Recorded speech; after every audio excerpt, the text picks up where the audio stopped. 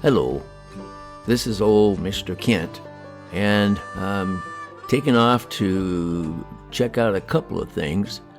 First thing I want to find out is our road that goes along next to our house, which has been all muddy because we had so much rain recently, more than we have had since we moved down here 6.5 years ago. This past year was the wettest year. I think it was the wettest year in history of the area. But anyway, so it's still raining a little bit here in January. And you can see the puddles in the road. And this is a dirt road, which I like to ride on with my e-bike. But when it's all wet and slippery, I don't ride my bike on it.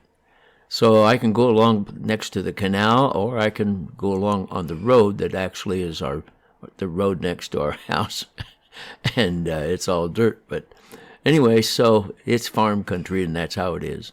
So anyway, I just wanted to fly down here and make sure that things were dry enough.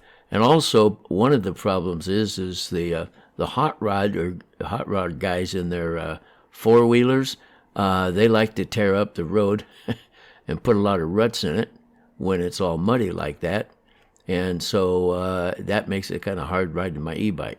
So I have to be real careful, especially right after we've had some rain, because they enjoy doing that, I guess.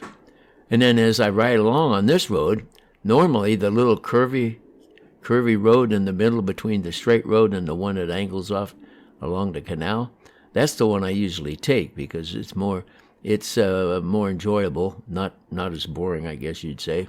Kind of adds a little bit to my e-bike ride.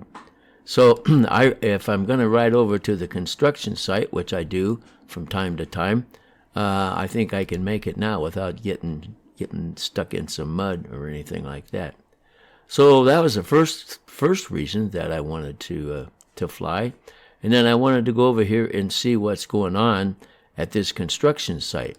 Because the last time I flew over here, actually it looked kind of like it does right now. They hadn't done much. And that was, well, I think that was over a month ago. That was quite a while back. And it's like all the construction has stopped.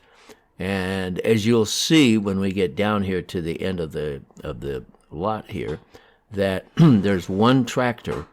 And that's the only activity on the whole site. Oh, there's one right down there below. I missed that one. So we got a excavator digging a trench, doing something. I missed that one the first time I reviewed the video. So there's two tractors, and I don't know what the trench is for there, but then this guy up here, he's unloading a truck that has concrete tubes, for pipes and stuff like that underground. So that's what he's doing. And I don't know about what's going on with this outfit, but everything seems to really have come to a stop. And for one thing, I know that they started out wrong because they plowed up all of the sagebrush and everything that was there. And then we had this heavy rain, and instead of absorbing the rain, it ran down the whole area here, and went across the road that we just flew up, and got into the houses on the other side of the road, and flooded a foot or so deep on some of the houses. And so I know they probably got some lawsuits.